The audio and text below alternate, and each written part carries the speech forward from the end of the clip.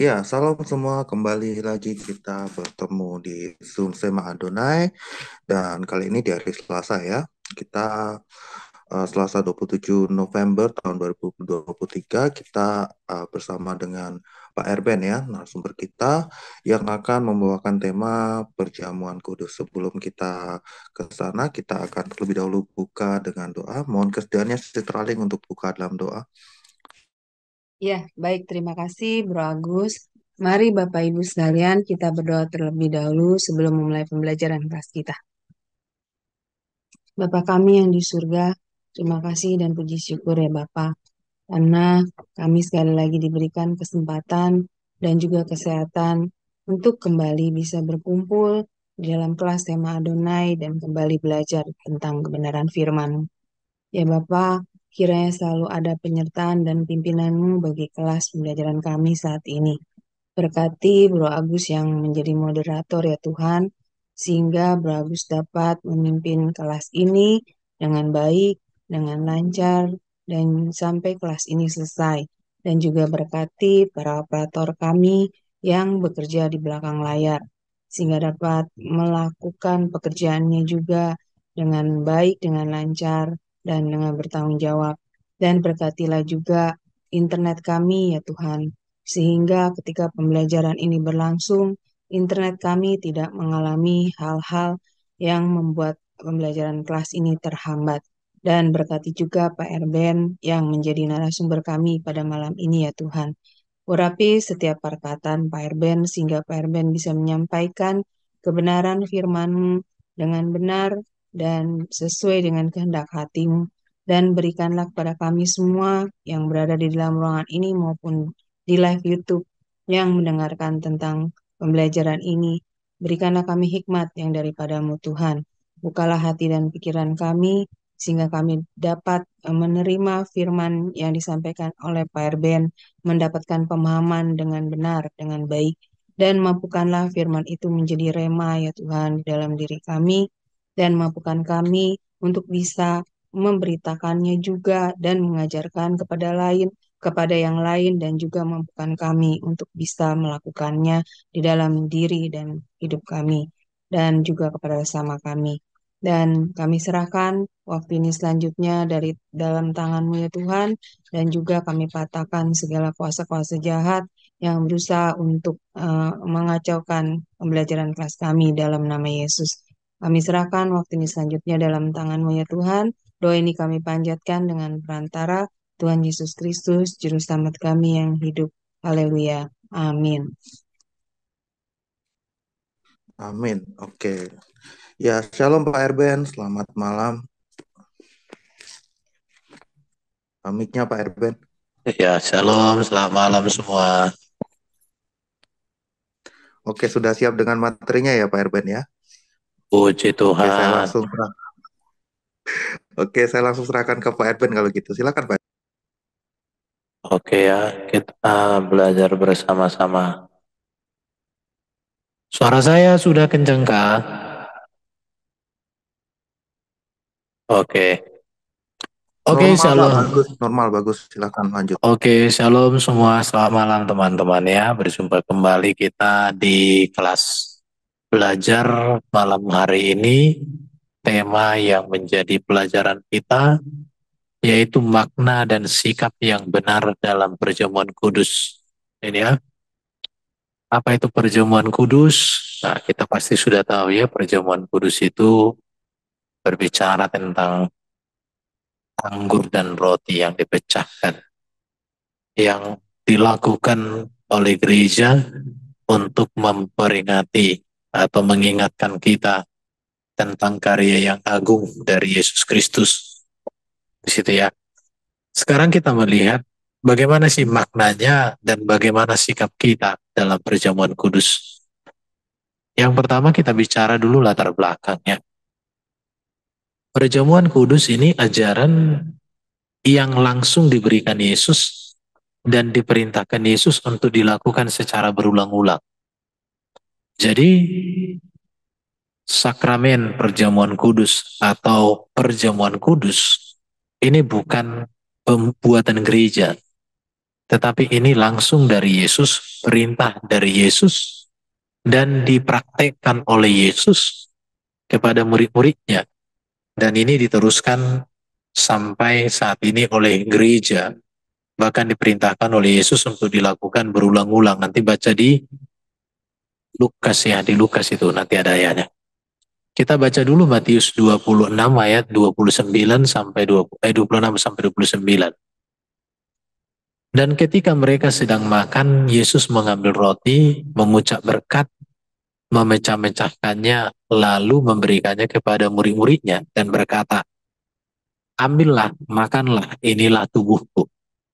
Sesudah itu ia mengambil cawan, mengucap syukur, lalu memberikannya kepada mereka dan berkata, "Minumlah kamu semua dari cawan ini, sebab inilah darahku, darah perjanjian yang ditumpahkan bagi banyak orang untuk pengampunan dosa." Jadi darah perjanjian yang ditumpahkan bagi banyak orang untuk pengampunan dosa. Akan tetapi aku berkata kepadamu, mulai dari sekarang, aku tidak akan minum lagi hasil pokok anggur ini, sampai pada hari aku meminumnya, yaitu yang baru, bersama-sama dengan kamu dalam kerajaan Bapakku. Jadi, Yesus terakhir kali meminum anggur saat perjamuan kudus, karena setelah itu Yesus mati, tetapi akan masuk kepada perjamuan yang baru, yang disebut dengan perjamuan kawin anak domba. Dan nanti kita akan bersama dengan Kristus di sana. Tetapi yang perlu dicatat di sini, sebab inilah darahku, darah perjanjian yang ditumpahkan bagi banyak orang untuk pengampunan dosa. Dari sini kita melihat bahwa perjamuan kudus itu berbicara perjanjian dan berbicara juga pengampunan dosa. Di dalam perjanjian lama, Allah mengikat dirinya melalui janji kepada manusia. Apa janji Allah? Janji pertama kali yang disebut dengan proto-evangelium itu ada di dalam Kejadian 3:15, di mana dikatakan akan datang seorang keturunan wanita yang meromohkan kepala ular atau iblis. Itu berbicara tentang Mesias yang membebaskan, yang menebus dan memerdekakan manusia, di mana materai dari perjanjian itu adalah di dalam Kejadian 3:21 ada darah yang dikurbankan sebagai materai perjanjian itu.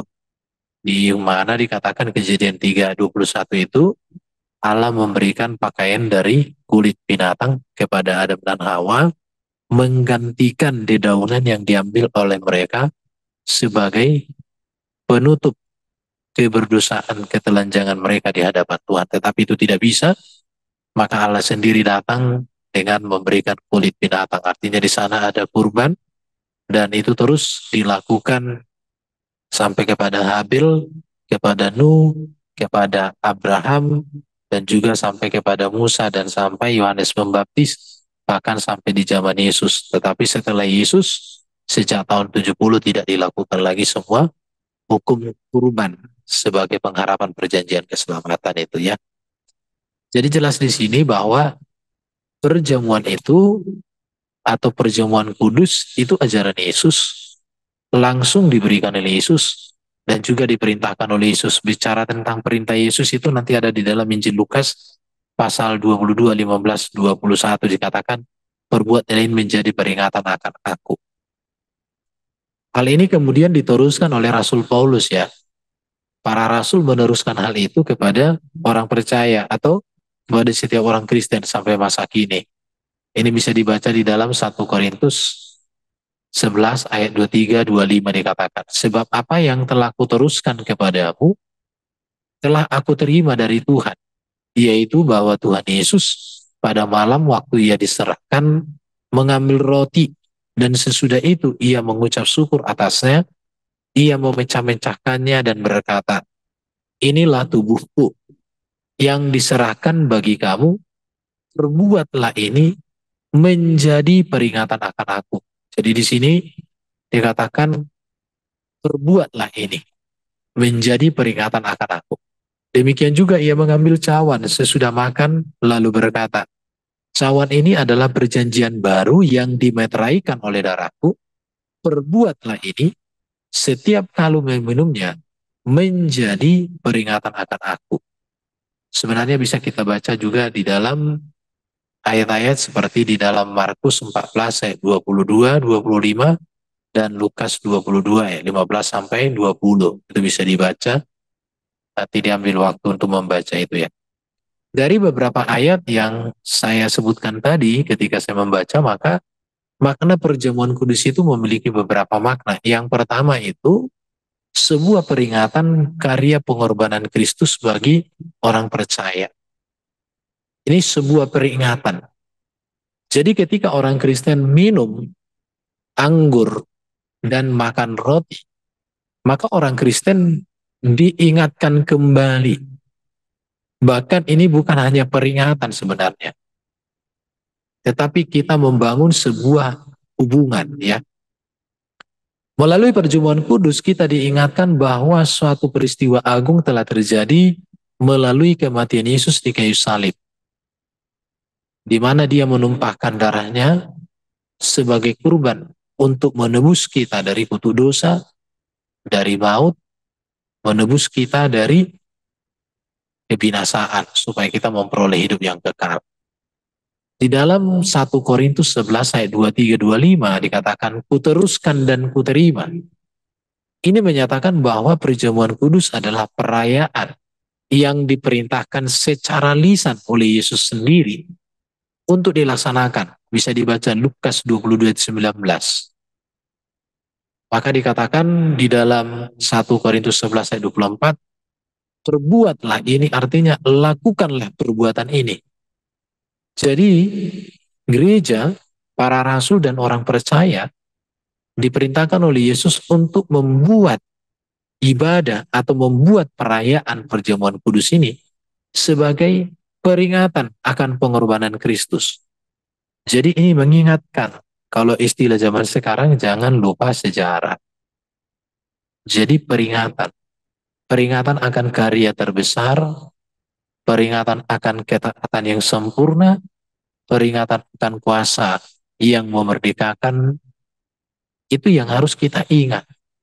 Jadi ketika kita melakukan perjamuan kudus, maka kita sesungguhnya mengerti bahwa kita umat yang sudah ditebus, bahwa kita umat yang sudah dimerdekakan, dan kita umat yang sudah memiliki hak menjadi waris kerajaan surga. Itulah makna yang mau disampaikan di dalam perjamuan kudus itu. Supaya kita senantiasa mengingat. Makanya perjamuan kudus itu hanya boleh diterima oleh orang yang sudah mengerti esensi dari kematian, kebangkitan, dan kemuliaan Kristus.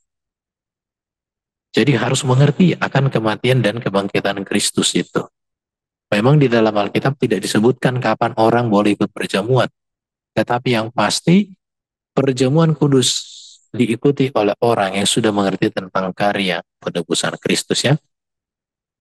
Jelas-jelas di sini katakan kuteruskan dan kuterima. Jadi perjamuan kudus bukan ajaran Paulus, tapi Paulus meneruskan apa yang sudah diajarkan, diteladankan, dan diperintahkan oleh Yesus. Karena perjamuan kudus ini sesuatu yang sangat penting dalam iman Kristen ya. Jadi kata menjadi peringatan aku mengandung arti, ingatkan dirimu sendiri akan kematianku untuk keselamatanmu. Jadi kita harus mengingatkan itu. Karena kekristenan itu dibangun di atas dasar kematian, kebangkitan, dan kemuliaan Kristus. Maka dikatakan di dalam Alkitab, jika Kristus tidak mati, jika Kristus tidak bangkit, jika Kristus tidak mulia, maka sia-sialah iman percaya kita. Itu jelas. Dan tidak ada kemuliaan tanpa kebangkitan.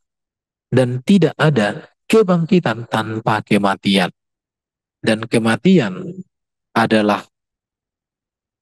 kematian yang menebus dan membebaskan kita dari cengkraman. Karena kematian Kristus itu menjadi kurban yang sempurna menggenapi seluruh kurban-kurban yang ada di dalam kitab Perjanjian Lama. Secara khusus Imamat 1 sampai pasal 7 ya.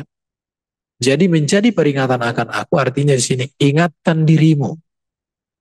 Ingatkan dirimu sendiri akan kematianku untuk keselamatanmu. Jadi ketika kita perjamuan kudus, ingatkan diri sendiri.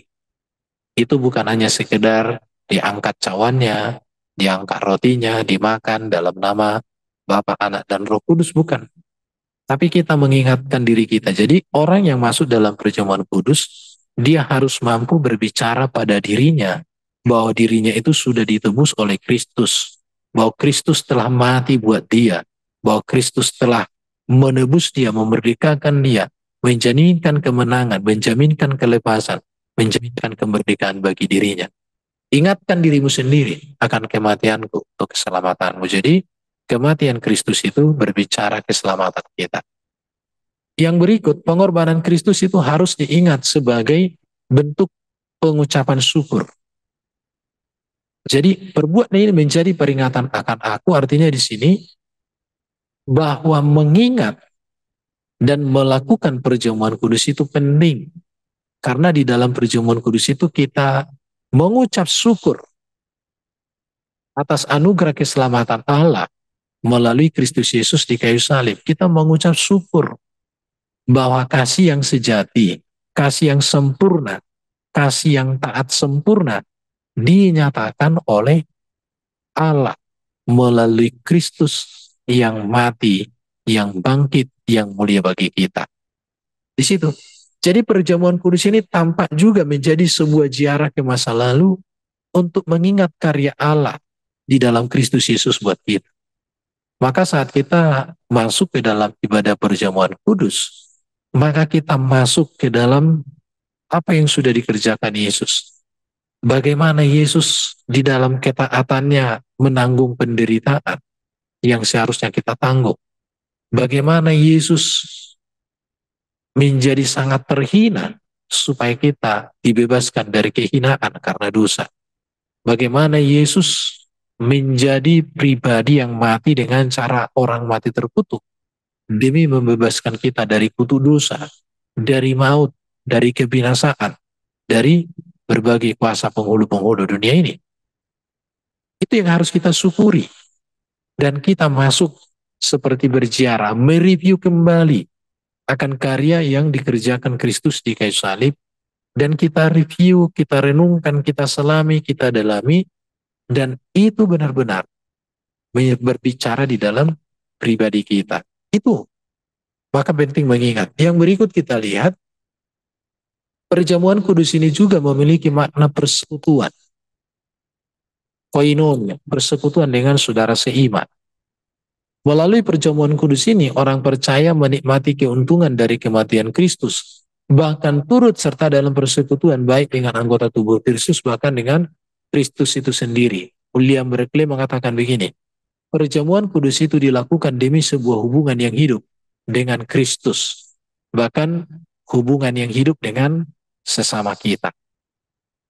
Jadi di sini, hubungan itu, hubungan yang hidup, bahwa kita dengan Yesus itu memiliki hubungan yang hidup, bukan hubungan yang mati. Karena Yesus hidup di sorga dan kita hidup di dunia. Tetapi melalui perjamuan kudus, maka hubungan kita itu hidup. Hubungan kita dengan dia terbangun. Ada relasi, tidak ada jurang pemisah. Tidak ada jurang pemisah seperti antara Lazarus dan orang kaya. Kalau Lazarus orang kaya ada jurang pemisah. Maka di dalam perjamuan kudus ini kita dipersekutukan. Kita bersekutu dengan Kristus dan kita juga dipersekutukan dengan saudara-saudara kita. Itu makna perjamuan kudus. Jadi itu bicara tentang persekutuan, koinonia. Jadi orang yang masuk dalam perjamuan kudus, dia senang, dia gemar untuk persekutuan. Dia senang untuk hidup bersama. Di dalam hidup kebersamaan itu berpedoman dan berpatokan kepada kebenaran-kebenaran Allah atau berpusat kepada kekudusan dan keagungan Kristus. Ini makna perjamuan kudus yang kedua ya, persekutuan. Adanya persekutuan dan ini sudah dilakukan oleh gereja mula-mula. Bagaimana persekutuan mereka begitu erat. Bagaimana kehadiran Kristus itu begitu terlihat, begitu nyata dalam kehidupan mereka.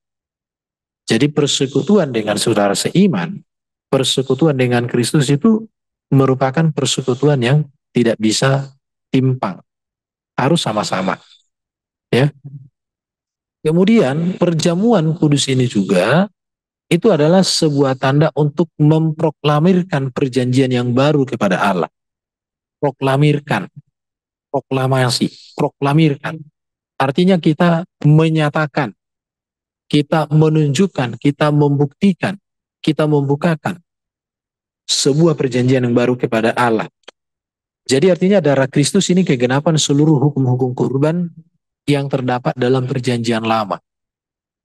Maka kita tidak membutuhkan lagi yang namanya kurban-kurban untuk pengampunan dosa kita, karena Kristus sudah menggenapi dan menyempurnakan semuanya itu. Maka kita baca nanti di dalam Yeremia 31 ayat 31 sampai 34, di situ janji akan adanya perjanjian yang baru. Perjanjian yang lama itu dibangun di atas darah yang menjadi nubuatan dan prototipe atau nubuatan tentang kehadiran darah anak domba yang akan datang. Maka di sana ada perjanjian. Contoh ketika Adam dan Hawa jatuh dalam dosa, ada binatang kulitnya menjadi pakaian, di situ ada darah, demikian juga Habel. Tetapi semua ini, jadi perjamuan kudus itu sebuah tanda untuk memproklamirkan perjanjian yang baru kepada Allah. Dan perjanjian baru ini adalah kesempurnaan dan kegenapan dari perjanjian yang lama. Perjanjian yang lama semua disucikan dengan ada darah. Tetapi penyucian itu dilakukan secara berulang-ulang. Dilakukan berulang-ulang. Bahkan di atas tabut perjanjian itu dilakukan berulang-ulang 1 kali 1 tahun. Tetapi Kristus melakukan 1 kali untuk selamanya. Dan itu diproklamirkan. Makanya ketika Yesus mengalami mati di kayu salib itu dideklarasikan melalui satu keajaiban di mana tirai bait Allah tersobek dari atas ke bawah dan terjadi gempa bumi. Itu sebuah proklamirkan bahwa Kristus adalah perjanjian yang baru kepada Allah. Jadi perjanjian atau janji keselamatan Allah sudah sediakan, sudah berikan kepada manusia di dalam Kristus. Dan itulah yang diperingati, itulah yang dimaknai di dalam perjamuan kudus. Jadi perjamuan kudus itu bukan hanya sekedar makan roti biasa, bukan. Tetapi itu satu peristiwa yang ajaib, ya. Kemudian yang keempat, perjamuan kudus ini juga berkaitan dengan pemberitaan Injil. Sebagaimana di dalam Lukas dan di 1 Korintus 11:26 dikatakan, setiap kali kamu makan roti dan cawan ini, kamu memberitakan kematian Kristus Tuhan sampai Ia datang. Jadi kamu memberitakan kematian Kristus Yesus Tuhan sampai Ia datang. Datangnya kapan? Datang kembali kali yang kedua. Jadi ketika kita masuk dalam perjamuan kudus, ini mengingatkan kita, menyadarkan kita, mendorong kita akan tugas utama kita. Bahwa kita harus memberitakan Injil, memberitakan Kristus yang lahir, Kristus yang penuh keajaiban, yang ajaran etika dan moral sempurna, etika kerajaan surga, yang ajarannya, kuasanya, yang perbuatannya, kematian, kebangkitannya luar biasa sebagai penebus dan penyelamat kita. Jadi yang keempat, makna perjamuan itu berkaitan dengan pemberitaan Injil. Orang yang sudah masuk ke dalam perjamuan kudus, ketika dia sudah mengangkat roti dan anggur untuk diminum dan dimakan, berarti dia masuk ke dalam satu panggilan agung untuk memberitakan Injil, memberitakan kematian Kristus sampai Kristus datang kali yang kedua. Jadi pelaksanaan perjamuan kudus adalah pewartaan secara berulang akan peristiwa kematian Yesus yang membawa anugerah keselamatan bagi dunia. Pewartaan secara berulang. Maka dikatakan, perbuatlah ini menjadi peringatan akan aku. Tetapi sekarang dikatakan, setiap kali kamu makan roti dan cawan ini, kamu memberitakan kematian Yesus, kematian Tuhan Yesus, sampai Ia datang kembali. Jadi tugas kita harus memberitakan kebenaran, tugas kita memberitakan Injil. Kapan? Setiap waktu, selama masih hidup, selama kita masih bernapas. di saat ini memberitakan Injil atau memberitakan kematian, kebangkitan, dan kemuliaan Kristus tidak sesusah pendahulu-pendahulu kita. Kalau pendahulu-pendahulu kita dulu pergi ke desa-desa, pergi ke pedalaman, di zaman sekarang pergi ke internet pun sudah bisa menjangkau desa-desa. Walau memang masih ada desa-desa yang belum terjangkau internet. Nah, ini harus dijangkau juga. Nah, begitu ya. Jadi, makna perjamuan kudus itu sangat berkaitan dengan pemberitaan Injil. Ketika kita melakukan perjamuan kudus berarti kita harus mengambil satu komitmen. Saya harus terlibat dalam pemberitaan Injil. Saya harus ambil bagian di dalam pemberitaan Injil. Pemberitaan Injil sekarang ini tidak mesti lagi kita pergi jauh-jauh. Tetangga kita, rekan kantor kita, rekan kerja kita, atau mungkin saudara-saudara kita, dari orang tua kita, atau dari saudara-saudara yang lain. Beritakan Injil. Karena itu makna perjamuan kudus. Memberitakan kematian Kristus yang menebus dan menyelamatkan. Kemudian perjamuan kudus ini juga menjadi jaminan menikmati kerajaan surga. Dan perjamuan agung di masa yang akan datang. Menikmati kerajaan surga di dalam perjamuan, maka perjamuan kudus itu bukan makan roti dan makan anggur biasa, sebab di dalamnya adalah kebenaran-kebenaran Tuhan, berbicara janji-janji Tuhan yang sedang diberitakan. Dan esensinya perjamuan kudus itu bicara karya yang agung dari Kristus yang menebus dan menyelamatkan dan membebaskan. Jadi perjamuan kudus ini merupakan perwujudan pengharapan akan kedatangannya kembali. Saat kita melakukan perjamuan kudus, selain kita mengingat karya Kristus yang mati, bangkit, mulia bagi kita, tetapi kita juga menantikan dan mengharapkan akan kedatangan Dia sebagai Mesias, Raja segala raja. Jadi perjamuan kudus ini menjadi wadah pengajaran dan pemberitaan pengharapan yang pasti di dalam Kristus. Jadi perjamuan kudus ini menjadi wadah pengajaran. Di dalam perjamuan kudus ada pengajaran tentang keselamatan, ajaran tentang penebusan, ajaran tentang keimamatan, ajaran tentang kenabian Kristus. Itu berkaitan dengan perjamuan kudus. Keimamatan Kristus artinya Dia menjadi imam besar yang mempersembahkan darahnya sendiri dan tubuhnya sendiri, nyawanya sendiri, menjadi tebusan bagi manusia. Jadi itu pengertian perjamuan kudus. Jaminan menikmati kerajaan surga dan perjamuan agung di masa yang akan datang. Saat ini kita memperingati kematian Kristus melalui perjamuan kudus. Di gereja-gereja tertentu ada yang 1 kali 1 minggu, ada yang 1 kali 1 bulan. Ada yang 5 kali 1 tahun dan lain sebagainya, itu mekanisme pengaturan. Tetapi esensinya adalah bahwa menikmati kerajaan surga sangat berkaitan dengan perjamuan kudus. Jadi perjamuan kudus itu bukan hanya sebuah ritual yang dilakukan begitu saja tanpa makna, tanpa dasar, tetapi harus benar-benar dipahami esensinya. Yang keenam, perjamuan kudus ini mengingatkan kita tentang pentingnya persekutuan dengan sesama anggota tubuh Kristus. Saya sudah singgung tadi di atasnya, perjamuan Tuhan itu mengedepankan kebersamaan dan kesatuan. Artinya orang yang masuk dalam perjamuan itu harus benar-benar sudah berdamai dengan sesama. Tidak boleh memiliki akal bulus, akar pahit, dan akal-akalan yang lain. Tetapi harus mengedepankan kebersamaan dan kesatuan.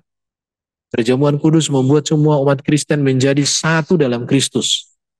Artinya kuasa kematian, kebangkitan, dan kemuliaan Kristus mempersatukan manusia dengan sesamanya dan mempersatukan manusia dengan Allah. Perjamuan kudus dilakukan bersama-sama dan menjadi pengingat akan kasih dan pendamaian Allah bagi umatnya. Maka sangat penting ketika orang masuk dalam perjamuan kudus ini memiliki sikap, memiliki persiapan diri yang baik, yang benar-benar. Kalau di gereja-gereja tua mereka berpuasa ya. Sekarang bagian yang terakhir, bagaimana sikap yang benar dalam perjamuan kudus. Kalau tadi beberapa makna saya sudah sampaikan, sekarang sikapnya. Yang pertama itu menghormati, menghargai kematian Yesus yang sudah mengorbankan tubuh dan darahnya bagi keselamatan dan pengampunan dosa-dosa manusia. Ini kita menghormati. Maka dikatakan siapa yang tidak menghormatinya, maka itu mendatangkan masalah buat dia, mendatangkan hukuman bagi dia. Kemudian hidup berdamai dengan sesama. Orang yang masuk dalam perjamuan kudus harus mengoreksi dirinya. Tidak boleh ada kata pahit, tidak boleh ada permusuhan, tidak boleh ada kebencian, permusuhan. Semua hal-hal yang buruk, sikap manusia-manusia berdosa tidak boleh. Kemudian menyadari kekudusan tubuh Kristus. Tubuh Kristus itu tidak boleh kita perlakukan sama dengan anggur-anggur yang lain, tidak boleh kita perlakukan sama dengan roti-roti yang lain.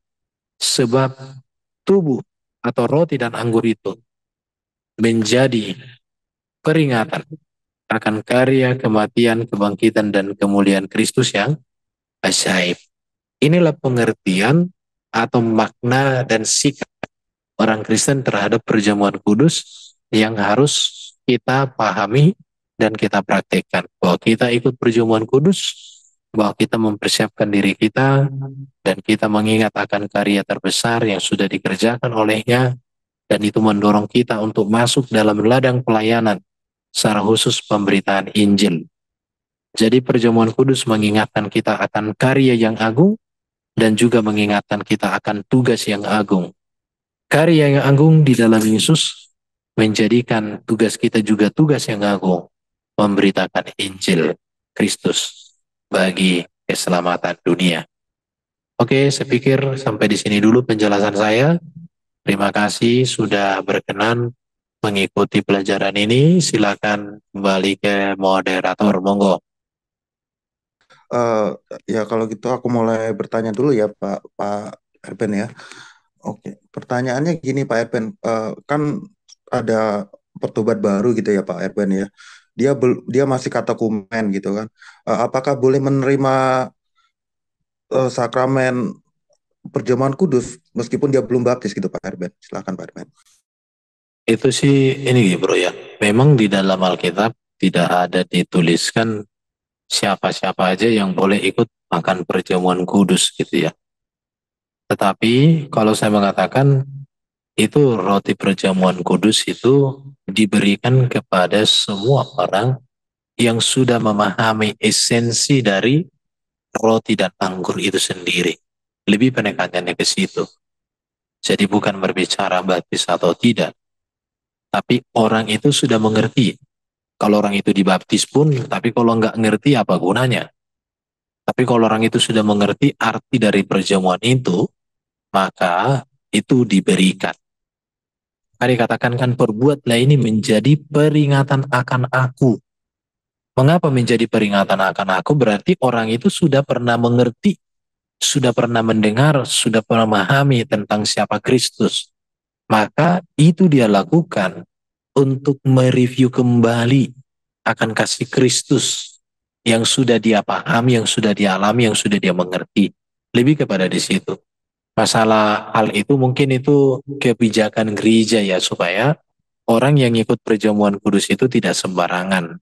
Supaya orang yang ikut perjamuan kudus itu benar-benar sudah siap, sudah memahami esensinya. Maka dikatakan kan ada di dalam ayat 27 itu ya, makan dengan cara yang tidak layak. Makan dengan cara yang tidak layak itu apa di situ? Artinya tidak memahami esensinya, bahkan juga memiliki problem-problem pribadi yang belum tuntas. Artinya tidak ikut serta di meja Tuhan dengan sikap hati, mereka sikap hati yang acuh, tak acuh, mementingkan diri sendiri, tidak hormat, tanpa maksud, tanpa keinginan apapun, untuk meninggalkan dosa dan sebagainya. Saya lebih menyoroti tentang apakah orang itu sudah paham.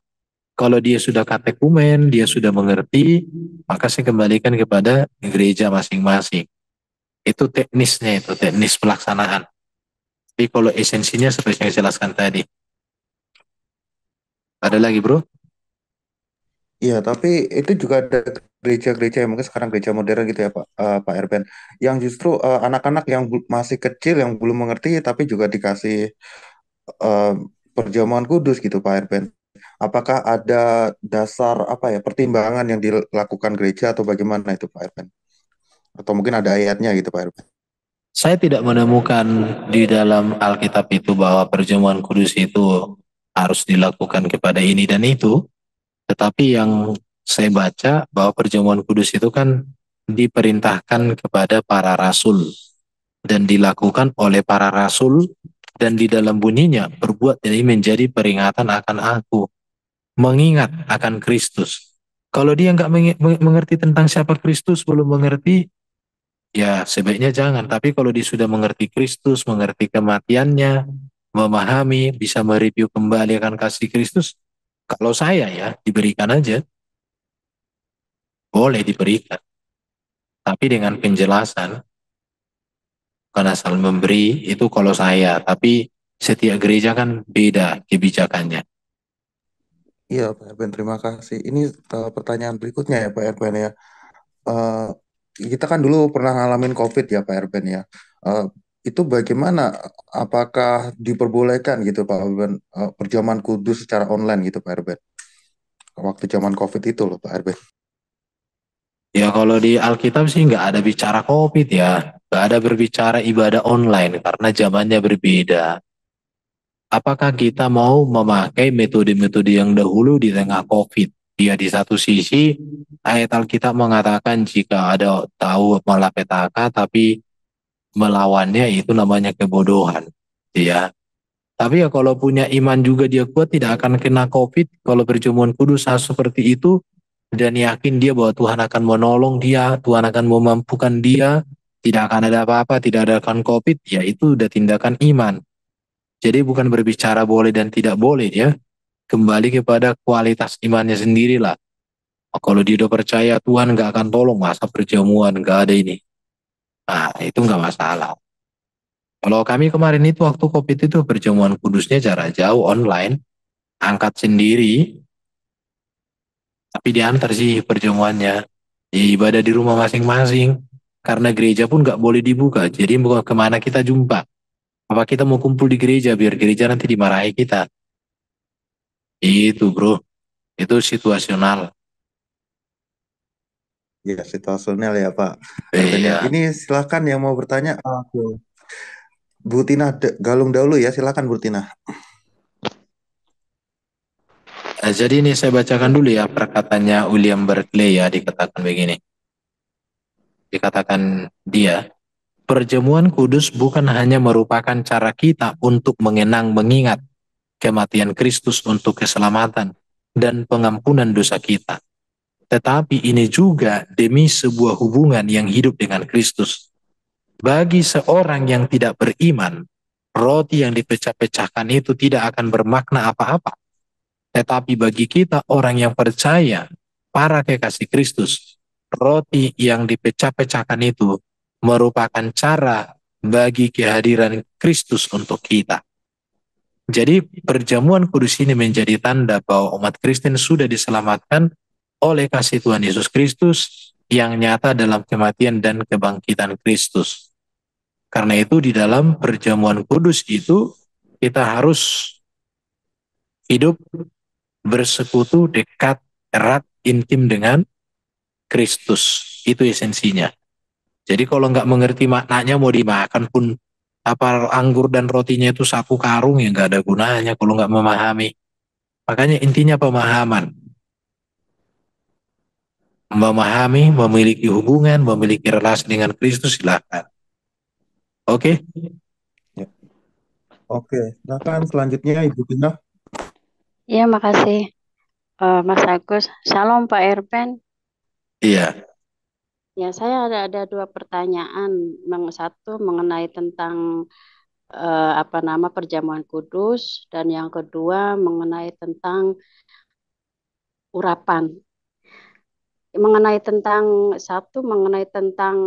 perjamuan kudus. Kebetulan anak saya kan sekarang lagi menjalankan CD. Nah, di tempatnya dia CD itu di gerejanya pas waktu ada perjamuan kudus, eh, anak saya ditolak. Dia bilang kamu belum CD walaupun sudah dibaptis. Dia bilang seperti itu. Jadi anak saya nggak ikut tuh, nggak jadi ikut tentang perjamuan kudus. Nah, yang kedua, saya pada waktu dengar Romo Daniel mengatakan bahwa orang yang belum dibaptis itu tidak boleh eh, ikut perjamuan kudus. Ada ayatnya, cuman saya lupa itu ayatnya. Nah, yang pertanyaan saya yang kedua, yang terakhir mengenai urapan, minyak urapan. Apakah minyak urapan itu tidak boleh dilakukan sekarang di perjanjian baru itu loh Pak Erben? Karena ada teman saya mengatakan bahwa minyak urapan itu tidak boleh dipakai lagi karena pada waktu itu di perjanjian lama boleh, tapi di perjanjian baru dia bilang nggak boleh minyak urapan kita dipakai lagi karena sudah kita ditebus oleh Yesus dengan darahnya yang kudus, apalagi dengan pakai garam-garam segala macam dia seperti itu. Terima kasih Pak Erben, minta penjelasannya. Saya belum dapat layaknya itu Bu ya, harus dibaptis dulu. Tapi di dalam realita Alkitab itu, kalau Romo Dalil mungkin punya sejarah yang nggak masalah. Tapi yang pastikan perjamuan kudus itu dilakukan Yesus dengan murid-muridnya. Dan kemudian diteruskan oleh para murid-murid itu kepada para murid-muridnya. Maka saya katakan orang yang ikut perjamuan kudus haruslah orang yang sudah mengerti esensi dari perjamuan kudus itu sendiri. Itu kata kuncinya yang bisa saya sampaikan. Kalau bicara tentang minyak urapan, sebenarnya kan minyak urapan ini kan kalau kita bicara dalam perjanjian lama kan itu digunakan untuk penahbisan para imam dan nabi dan raja. Itu. Jadi saya pun jadi kadang mengerti. Tapi kalau yang dilakukan itu bukan minyak urapan dalam pengertian minyak yang didoakan, itu berkaitan dengan Yakobus ya. Dikasih minyak dan Iya, didoakan, itu namanya bukan minyak urapan. Yaitu seperti kita sakit, didoakan minyak apa itu? Minyak yang dikasih minyak zaitun. jahe, dikasih Ya, minyak betul. zaitun, tapi bukan minyak urapan. Minyak urapan itu tuh pengertian yang kurang tepat ya. Jadi lebih bagus disebut ya minyak kayu putih lah didoakan. Ya bisa sembuh. Tuhan memakai itu sarana itu didoakan ya. Tapi bukan minyak urapan karena minyak urapan itu digunakan untuk mengurapi raja, mengurapi nabi dan mengurapi para imam. Bukan mengurapi sakit penyakit. Mana ada penyakit diurapi. Ya, ya. Iya. Soalnya gini loh, Pak Erben, setiap saya ikut di grup Zoom itu selalu bilang katanya, mari kita ikut perjamuan kudus dan siapa yang punya minyak urapan silakan katanya diangkat apa ke atas nanti saya mau doakan dia bilang gitu. Nah, Untuk apa tujuannya? Ya untuk menyembuhkan sakit penyakit dia bilang seperti itu itu. minyak urapan itu bukan itu ya kalau konteks Alkitab, tetapi memang ada itu dikatakan oleskan minyak, tapi didoakan itu bukan minyak urapan namanya, tetapi itu lebih kepada tindakan kita dengan penuh iman kepada Tuhan bahwa minyak itu pun bisa untuk memberikan kesembuhan. Itu jadi bukan jangan minyak urapan ya karena minyak urapan itu penabisan imam, raja dan nabi gitu ya. Itu Ya kalau penabisannya. soal garam itu gimana, Pak Erben? Garam yang mana? Iya, garam kan dia bilang orang bilang katanya kalau mau menabiskan rumah itu kita misalnya kita rumah kita ini kan ada yang apa ada orang yang benci terus kita ini rumah kita ini Aduh, diapi itu gitu. mistis itu nggak usah dipercaya itu. Oh, Kalau oh gitu jadi ya Pak Erben. ngapain disiram-siram garam? Rugi garam Ya itu lebih soalnya bagus garam itu dikasih ke sayur, kasih ke daging babi. itu Ada-ada saya juga aja itu. saya juga aneh makanya saya bilang kok masa Ya, pakai garam iya katanya kalau itu pakai buku. garam itu kan ya silakan. Garam untuk apa itu? Kalau garam itu biasa digunakan itu di sekeliling kemah kalau orang camping supaya ular nggak datang. Ini garam dikasih di rumah.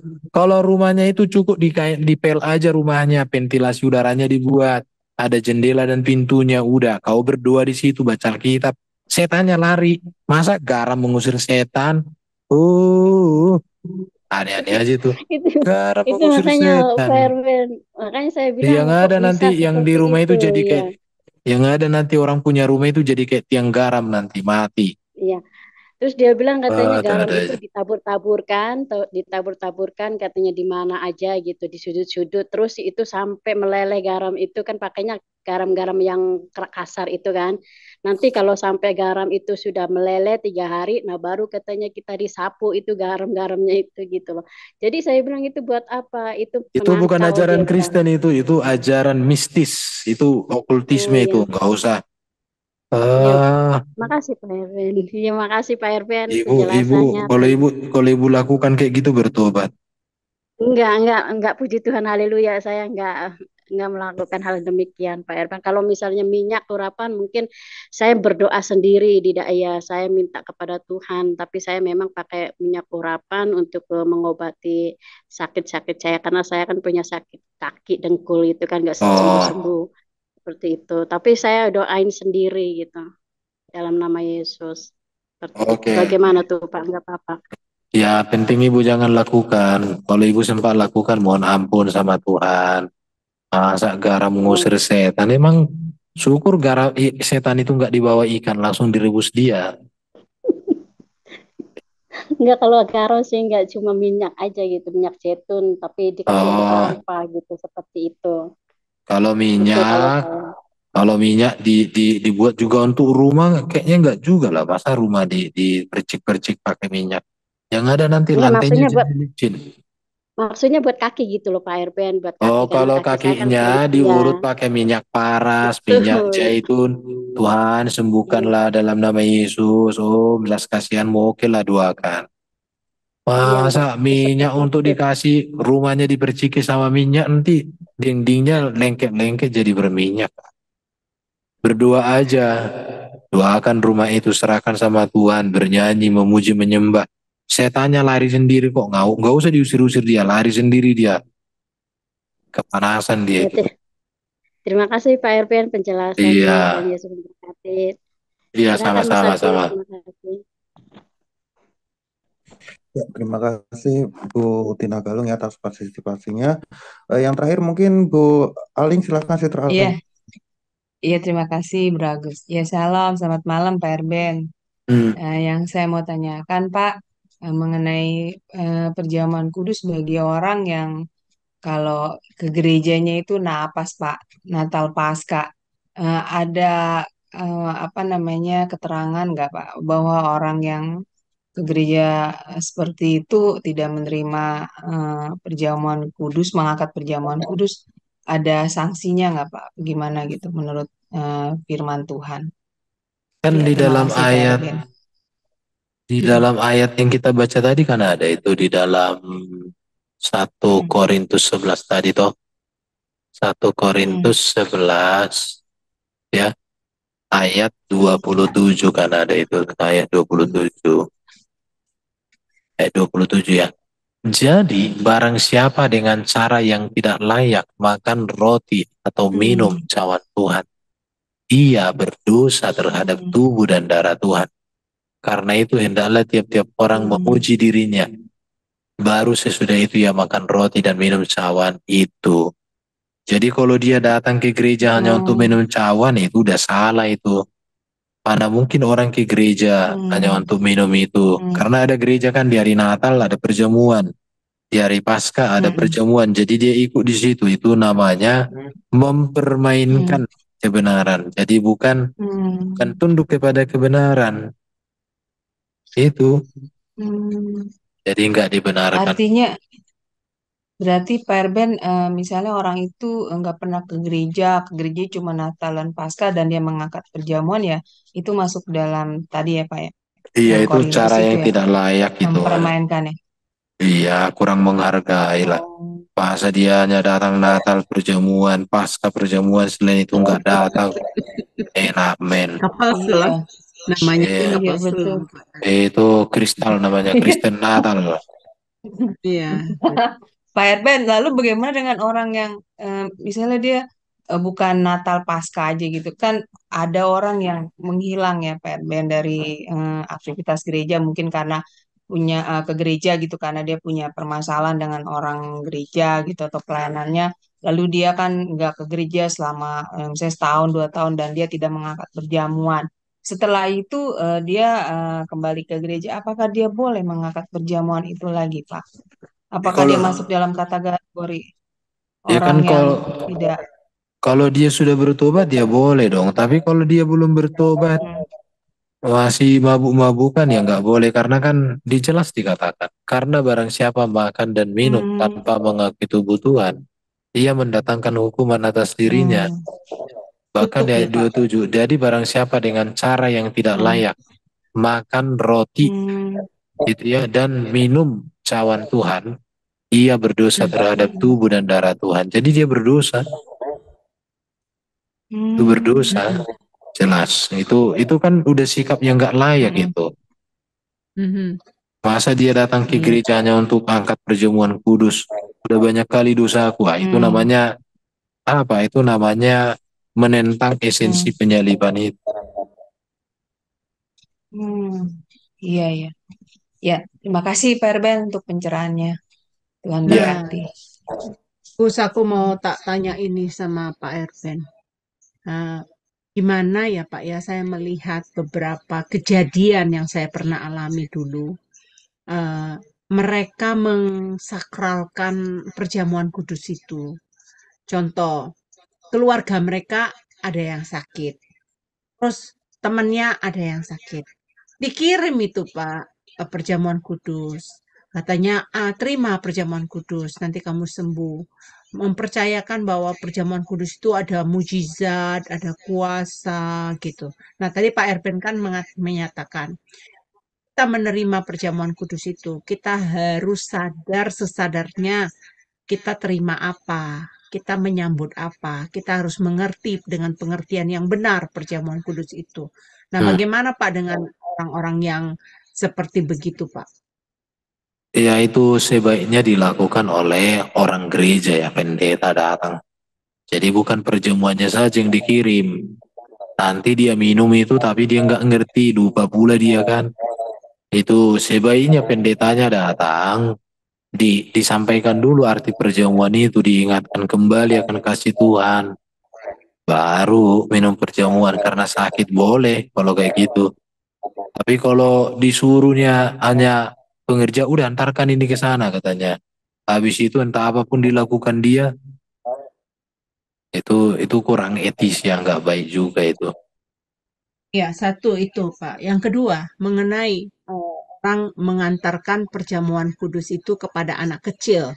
Jadi anaknya yang belum tahu apa-apa ya, ngomong aja kakak, apa maksudnya belum becus gitu ya, belum mengambil 2-3 tahun gitu, sakit, demam, batuk atau apa gitu. Orang tuanya mengambil perjamuan memberikan itu kepada anaknya dengan iman anak, dengan iman orang tua. Jadi orang tuanya punya iman mewakili itu terhadap anak. Kalau menurut saya itu juga salah, Pak. Menurut saya. Nah, menurut Pak Erben gimana? Itu saya hanya mau cek apakah ini Kalau benar atau kita salah. kalau kita baca tadi di 1 Korintus itu kan jelas Mhm. bahwa inilah tubuhku yang diserahkan bagi kamu, perbuatlah ini menjadi peringatan akan aku. Baru diperbuatlah ini, kemudian setiap kali kamu makan roti dan minum cawan ini, kamu memberitakan kematian Tuhan sampai ia datang. Jadi esensi perjamuan kudus itu peringatan, mengingat, baru bersatunya kita dengan Kristus. Baru kita juga berkomitmen menjadi pemberita kebenaran tentang Kristus kepada semua orang. Dan sikap kita pun Hmm. harus layak untuk makan itu. Apakah seorang anak kecil yang tidak memahami esensi dari kurban itu boleh? Ya itu menjadi pertanyaan. Kalau saya katakan ya nggak boleh juga lah. Harus dia mengerti dulu. Dia mengerti Betul. Jadi kematian, kemuliaan, kebangkitan Kristus. berarti pengertian saya benar ya. Jadi nggak boleh ya. Jadi harus orang itu sadar sesadarnya apa yang dia terima dan apa yang dia aminkan ya. Sedangkan anak itu kan nggak bisa aminkan. Jadi nggak bisa diwakili ya. Kalau menurut saya bilang ke orang tuanya itu didoakan aja anaknya, bukan melalui perjamuan kudus itu. Doakan, tetapi ya karena dalam peraturan gereja masing-masing, seperti Bu Tina tadi katakan, anaknya sudah mengikuti CD, kemudian tidak diizinkan untuk mengambil perjamuan kudus gitu, karena eh, ketentuan tertentu. Nah, saya juga pernah sih Pak, waktu bergereja di tempat yang lama dan bergereja di tempat sekarang ini, saya tahu tidak diizinkan mereka untuk mengambil perjamuan kudus. Satu, di tempat yang lama mereka belum dibaptis. itu tidak boleh, usianya tidak cukup gitu. Nah, di tempat saya yang sekarang saya bergereja ini juga peraturannya sama gitu. Jadi kalau harus udah di CD baru menerima sakramen pertama. Jadi pertama sekali, jadi begitu di CD langsung pada saat itu dia menerima sakramen. Gitu peraturan di gereja saya, Pak. Saya pikir itu memang peraturan gereja masing-masing ya. Tetapi kalau mengambil jamuan kudus, kasih ke neneknya, kasih sama sahabat dekatnya, kasih kepada anaknya, kalau menurut saya sih ya salah itu cara melakukan itu nggak benar. Jadi harus sesuai dengan iman masing-masing. Sadar sesadarnya dia menyadari bahwa apa yang disambutnya itu tubuh dan darah Kristus itu untuk mengingat kematian Tuhan. Jadi dia harus memiliki iman. Nah, tadi saya dengar Isis Aling katanya orang yang lama nggak ke gereja, tiba-tiba ngambil, wah itu hati nuraninya udah mati tuh, Ling. Udah nggak apalagi Oh, nggak berfungsi, dia udah jadi ini. Karena apa? mm, Tuhan berkata di dalam Ibrani itu bahwa mm, kita tidak boleh menghindar dari ibadah kita ya. Nah, udah mm, menghindar dari ibadahnya udah dosa. Orang yang mm. tidak mementingkan ibadah sama Tuhan itu udah dosa. Bagaimana dia mau menyambut Mm. tubuh Kristus? Kalau menurut saya sih. Iya, Jadi banyak yang latah. ah, Perjinahan mah jalan terus. Ntar kalau ke gereja iya, ada perjamuan kudus diterima gitu. Terus iya, nyeritain betul Bu orang Heni. masih terus. Membunuh itu kan bukan berarti harus membunuh pakai senjata ya. Membunuh membunuh itu karakter kita. Kita membunuh karakter kita kalau kita berbuat jahat sama orang itu membunuh karakter kita. Itu juga udah nggak layak sebenarnya. Harus cek. Baru saya Hmm. tuh senang dengan orang-orang yang sudah tahu kesalahannya dan dia sadar, dia introspeksi. Ini saya baru tahu, wah, rupanya dia punya hati nuraninya hidup, bagus, eh, bersih gitu loh. Makanya menurut saya ya, itu sih jawaban dari saya. Nggak tahu Pak Erben bagaimana. Silakan Pak Oke, Erben, saya oke. kembali. Udah bisa itu Bu, supaya lebih dipahami makna perjamuan itu, supaya perjamuan itu benar-benar dirasakan dan hidup ya. Itu karena itu kan memberitakan, mengingatkan. Jadi bagaimana seorang anak kecil kalau nggak ngerti dia? Kalau udah ngerti ya aku silahkan. Tapi kalau nggak ngerti, itu juga nggak etis. Oke, itu aja. Ada lagi? Iya, silakan moderator Ya, Bu, ini di masih ada lagi nggak pertanyaan mungkin ada dari chat. nggak ada di apa Oke. di live juga cuman mereka kalau aja amin mereka masih menonton sih. Tapi mereka Ya, nah, mungkin ada pertanyaan dari chat. mengenai tema ya pertanyaan yang di chat itu menunggu tema yang pertama diangkat gitu loh. Pak Mualaf cerdas, Bapak tahu Bapak kenal Oh nggak iya, Pak iya. ATT oke gitu. Ya, ya. Ya, jadi Oh, soalnya kan apakah ini tema tema ini nanti dikembalikan tema yang sudah pernah diangkat ya mungkin yang ini Pak Erben. Ya, Ya, ya ini kan ceritanya yang kemarin itu kan Pak Erben bilang tentang keselamatan dan RT6 itu ya Pak Erben ya. Dan kali ini kan berganti topik gitu ya Pak Erben. Apakah mungkin minggu depan akan ada topik itu lagi gitu Pak Erben? tergantung ya. Aku lagi sibuk kali ya. Oh iya ya, kita tunggu Pak Erben juga ya. Oke, kalau nggak ada lagi ya itu teman-teman ya, itu penjelasan dari Pak Erben kenapa topiknya bisa ganti ya, mungkin karena kesibukan juga ya Pak Erben ya. Iya, Dan mungkin nanti juga ada lagi, kita belum tahu nanti. Ya kita tunggu aja ya Pak Erben di episode selanjutnya minggu depan ya, atau minggu-minggu yang lain ya, ditunggu ya Pak Erben ya. iya. Oke, kalau tidak ada yang lain, silakan mungkin Pak Erben tutup dengan konklusi dan doanya silakan Pak. Oke, jadi mari kita memahami esensi dari perjamuan kudus, mengingatkan kita akan karya terbesar yang sudah dikerjakan oleh Kristus, dan itu juga mendorong kita untuk mengaktifkan diri terlibat dalam pemberitaan Injil supaya kita tidak lekang dari Kristus, tetapi kita bersekutu dengan Kristus dalam kematian, kebangkitan, kemuliaan, dan naik ke surga. Oke, kita berdoa. Bapak, terima kasih. Kami akhiri ruang untuk pembelajaran kami malam hari ini. Firman-Mu yang sudah kami bicarakan diberkati, dan mereka yang sudah mendengar boleh mengerti, dan mereka boleh mengajarkannya bagi semua orang. Terpujilah Bapa, kepada-Mu kami berdoa, dan kami tutup sesi kali ini di dalam nama Bapa, Anak, dan Roh Kudus. Amin.